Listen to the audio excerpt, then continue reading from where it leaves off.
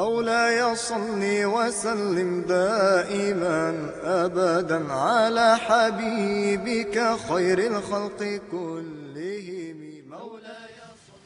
Assalamu alaikum mes frères et sœurs.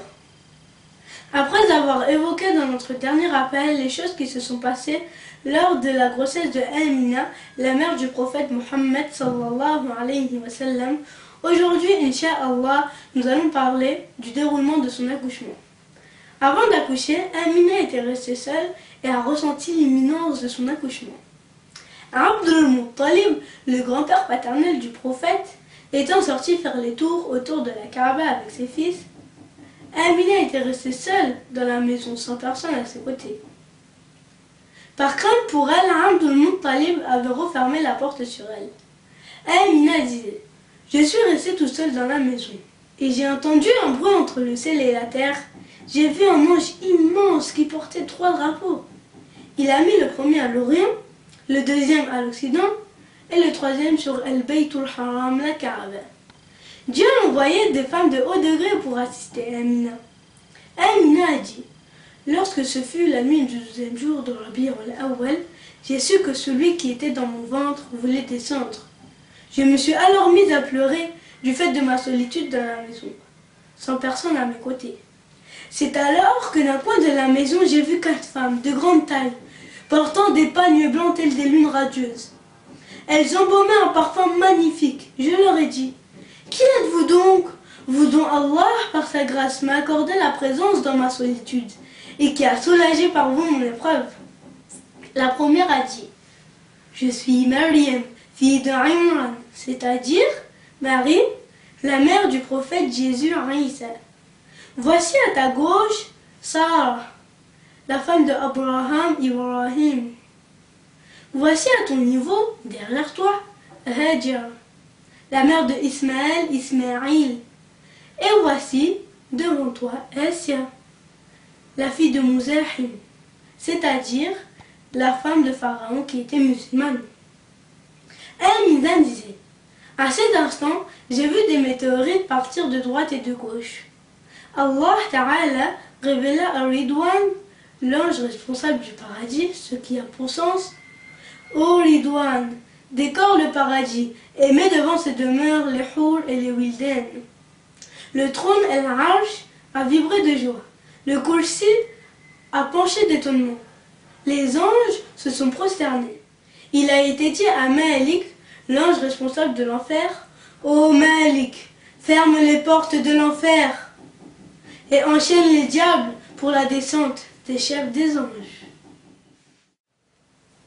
Par la suite, Amina a dit: je n'ai pas ressenti ce que ressentent les femmes lors de l'accouchement. J'ai transpiré beaucoup, comme du musc, et chose à laquelle je n'étais pas habituée auparavant. Je me suis plainte de la soif. C'est alors qu'un ange m'a amené une gorgée d'eau dans un récipient d'argent. C'était une boisson plus douce que le miel, plus fraîche que la neige et d'une meilleure odeur que le musc. Je l'ai prise et je l'ai bue. C'est alors qu'une lumière m'a inondée. J'étais étonnée. Me suis mise à regarder à droite et à gauche. Tandis que j'étais assise, voici qu'un magnifique volatile blanc est venu et a passé ses ailes sur mon ventre, en disant: Inzil ya Rasulallah, c'est-à-dire descends au messager de Allah. Le Créateur, celui qui sait les choses cachées et les choses apparentes, m'a aidé et j'ai accouché du messager de Allah, Muhammad. Amina a dit: quand il est sorti, une lumière est sortie avec lui. Elle a éclairé de l'Orient à l'Occident. Le prophète est né avec du kuhul, le cordon ombilical sectionné. Lorsqu'il est né, 3 anges se sont précipités auprès de lui. L'un avait un récipient d'or, le deuxième une cruche d'or et le troisième une serviette de soie verte. Ils l'ont lavé avec une eau parfumée. Amina a dit: lorsque j'ai accouché du messager de Allah, je l'ai vu la tête levée vers le ciel et dirigeant son doigt. Jibril, l'ange Gabriel, l'a pris, Les anges se sont envolés en le portant avec eux. Mikaïl, l'ange Michael, l'a enveloppé dans un drap blanc du paradis et l'a donné à Ridouane, qui lui a donné à manger, tout comme un oiseau donne à manger à son petit. Je le regardais, c'était comme s'il disait « ajoute-moi ».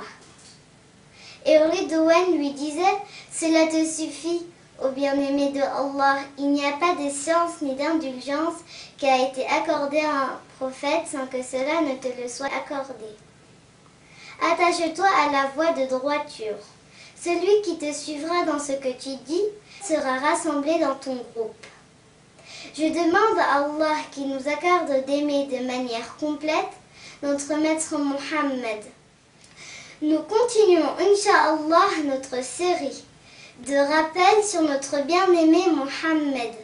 Sallallahu alayhi wa sallam. Barakallahu fikum.